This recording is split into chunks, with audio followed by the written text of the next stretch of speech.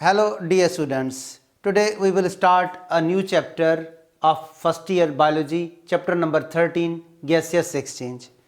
तो dear students आज हम न्यू चैप्टर स्टार्ट कर रहे हैं, चैप्टर नंबर 13 गैसियस एक्सचेंज. सबसे पहले definition, what is gaseous exchange?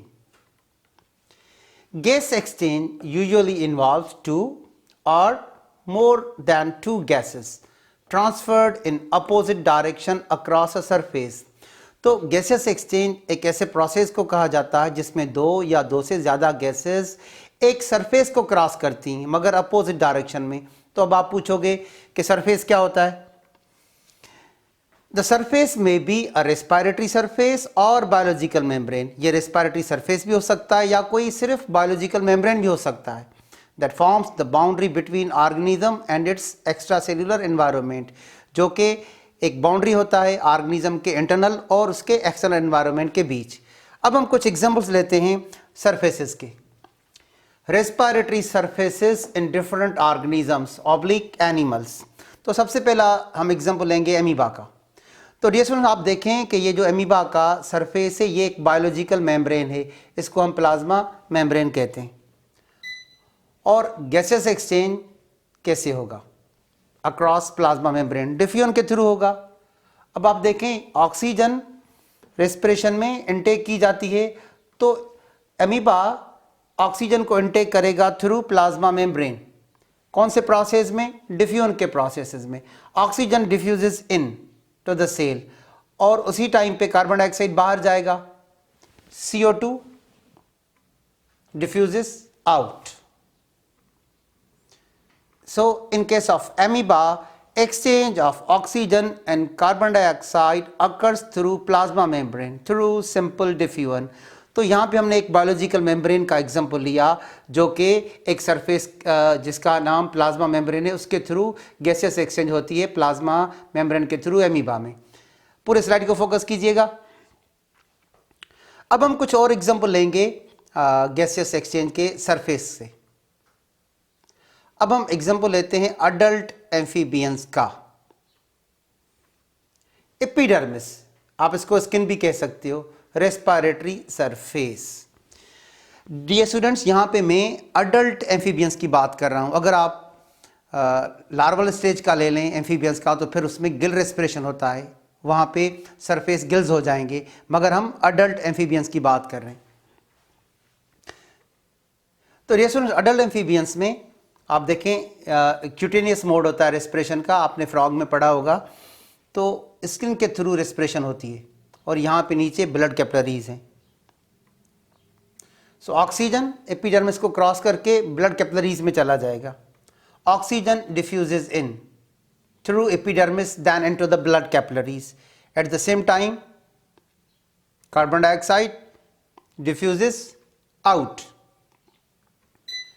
So in case of adult amphibians, gas exchange is conducted through thin gas permeable skin. पूरे slide को फोकस कीजिएगा. डियर स्टूडेंट्स एक और बात बताता चलूं कि अडल्ट एम्फीबियंस में पल्मोनरी रेस्पिरेशन भी होता है by the way of lungs, जो कि हम आगे चल के डिस्कस करेंगे. एक और एग्जांपल लेते हैं रेस्पिरेटरी सरफेस का, फिश. डियर स्टूडेंट्स ये यहाँ पे फिश का माउथ होता है और यहाँ से जब पानी अंदर आता है तो उसमें ऑक्सीजन डिजॉल्व होता है और ये है रेस्पिरेटरी ऑर्गन जिसको आप गिल्स कहते हो. It is made up of gill filaments. तो ये सरफेस एरिया है गैसियस एक्सचेंज का फिश की बॉडी में. गिल रेस्पिरेटरी ऑर्गन भी आप इसको कह सकते हो, ब्रीथिंग ऑर्गन भी आप इसको कह सकते हो. The exchange surface in fish are gills and this is the main point. The fishes breathe by taking in water through its mouth and sending it over the gills. तो जब fishes पानी अपने माउथ से intake करती हैं तो उसमें oxygen dissolve होता है. Oxygen rich water comes into the body of fish through mouth. This is oxygen rich water. अब इसको पास कर दिया जाएगा गिल्स के ऊपर. जैसे ही डियर स्टूडेंट्स यहाँ से वाटर पास होगा गिल फिलामेंट्स के ऊपर तो यहाँ से ऑक्सीजन अंदर डिफ्यूज हो जाएगा ब्लड में. Oxygen diffuses from water into the blood. तो वाटर से ऑक्सीजन कहाँ डिफ्यूज हो गया? ब्लड में. Gills are richly supplied with blood, और उसी टाइम पे कार्बन डाइऑक्साइड ब्लड से गिल्स में, गिल्स के ऊपर जो पानी है उसमें डिफ्यूज हो जाएगा। At the same time carbon dioxide diffuses from blood to water, water से ऑक्सीजन कहाँ चला गया, ब्लड में, ब्लड से कार्बन डाइऑक्साइड कहाँ आ गया, वाटर में। अब यहाँ पे एक वाल्व होता है, अपर्क्यूलर वाल्व, वहां से ये वाटर बाहर जाएगा। When water moves out, it carries dissolved carbon dioxide with it. तो पूरे स्लाइड को फोकस कीजिएगा। डियर स्टूडेंट्स, हम एक और रेस्पिरेटरी सरफेस का एग्जांपल लेते हैं ह्यूमन बीइंग में। इन ह्यूमंस, थोड़ा इसको मैं एक्सप्लेन करता चलूँ। जब हम सांस लेते हैं, वी इनहेल ऑक्सीजन, तो ऑक्सीजन डिफरेंट ट्यूब से होता हुआ हमारे लंग्स में जाता है, और हमारे लंग्स में tiny bubble like air sacs होते हैं, एल्वियोलाई, और एल्वियोलाई के ऊपर एल्वियोलर कैपिलरीज होती हैं। तो वहाँ पे हमारा गैसेस का एक्सचेंज होता है। Oxygen from alveoli diffuses into the blood, at the same time carbon dioxide from blood diffuses out into the alveoli. तो बबल लाइक एयर सैक्स होते हैं, जो कि फंक्शनल यूनिट्स होते हैं ह्यूमन बीइंग में गैसेस एक्सचेंज के। Here you see a bubble like sac, this is called alveolus, और उसके ऊपर ये जो आपको स्ट्रक्चर नजर आ रहा है, ये एल्वियोलर कैपिलरी है।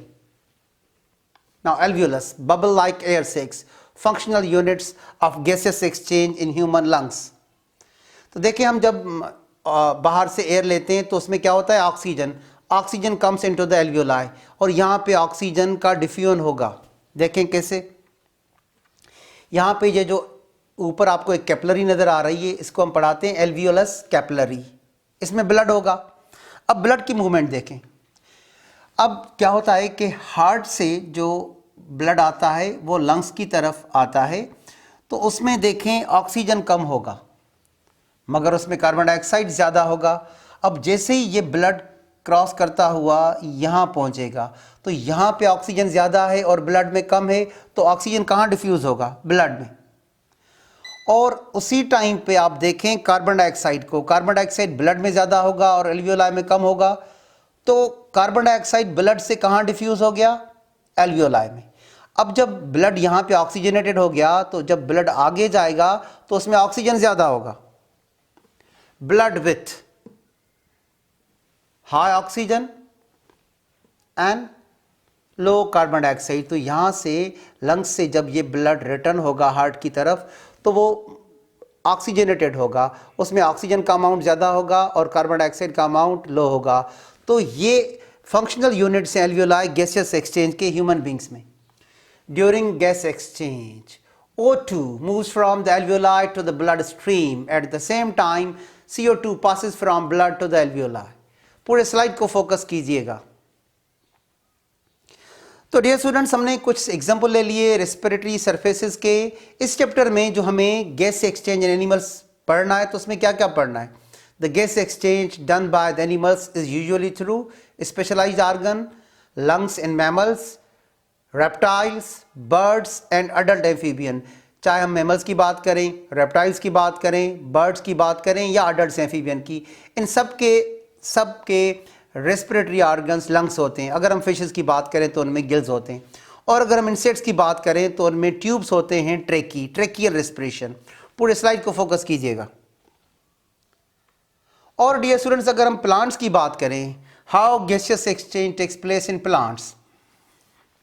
The exchange of oxygen and carbon dioxide in the leaf occurs through pores called stomata and stoma in singular.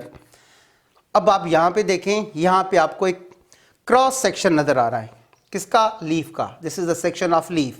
और यहाँ पे फोकस कीजिएगा, यहाँ पे एक स्टोमा है, प्लूरल में स्टोमेटा कहते हैं, सिंगल में हम क्या कहेंगे, stoma. And look at here, these are the two modified epidermal cells known as guard cell. एक स्टोमा दो गार्ड सेल्स का बना हुआ होता है। और जैसा कि आप जानते हो, लीफ में फोटोसिंथेसिस का प्रोसेस होता है, तो फोटोसिंथेसिस में प्लांट्स क्या करेंगे, कार्बन डाइऑक्साइड को इनटेक करेंगे डिफ्यूजन के थ्रू लीफ के अंदर, और ऑक्सीजन को बाहर रिलीज कर देंगे। ठीक है, तो कैसे गैसेस एक्सचेंज हुआ, plants Uptake carbon dioxide and release oxygen during photosynthesis. मगर डियर स्टूडेंट्स, प्लांट्स में रेस्पिरेशन भी होता है। रूट के सेल्स में, स्टेम के सेल्स में वेंटिलेटिंग पोर्स होते हैं जिसको लेंटिसिल्स कहते हैं, तो प्लांट्स रेस्पिरेशन भी करते हैं। तो अब आप ये पॉइंट पढ़ोगे, plants also respire just as animal cells do. तो प्लांट्स में रेस्पिरेशन भी होता है। पूरे स्लाइड को फोकस कीजिएगा। Factors that affect gaseous exchange, वो कौन से फैक्टर्स हैं जो गैसियस एक्सचेंज को अफेक्ट करते हैं? There are three main factors that affect gaseous exchange in both animals and plants. Gaseous exchange relies on diffusion. जैसा कि gases का exchange diffusion पर rely करता है, तो उसकी वजह से कुछ खास characteristics होने चाहिए surface के। For efficient gas exchange, the surface must be, अगर हमें diffusion का रेट बढ़ाना है तो फिर respiratory surface में कुछ चीज़ें होनी चाहिए।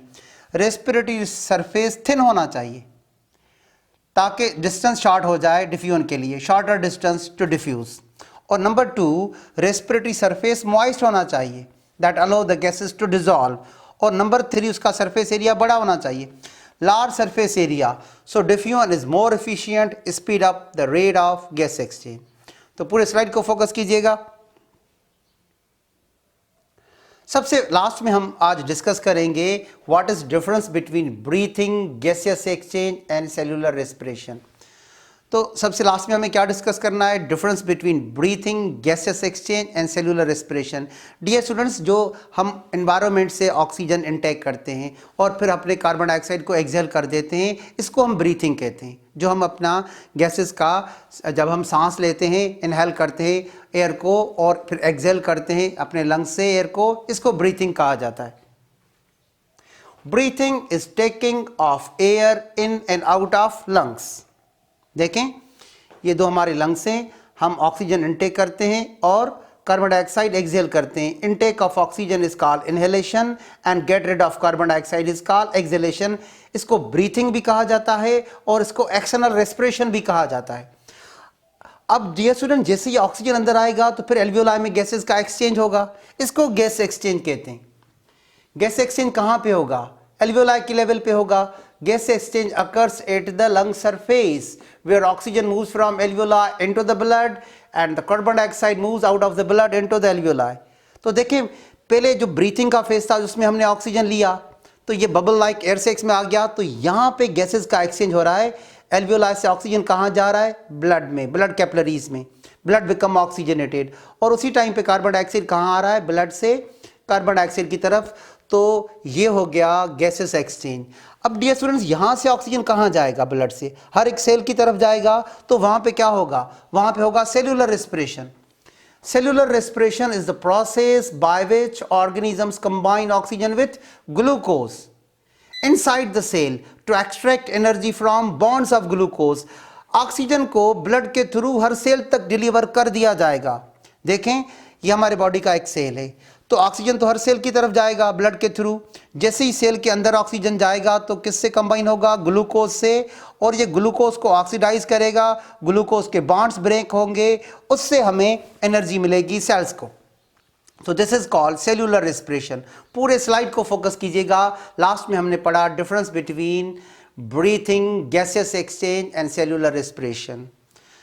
This is all about today. Thank you, dear students. Wishing you all of the best.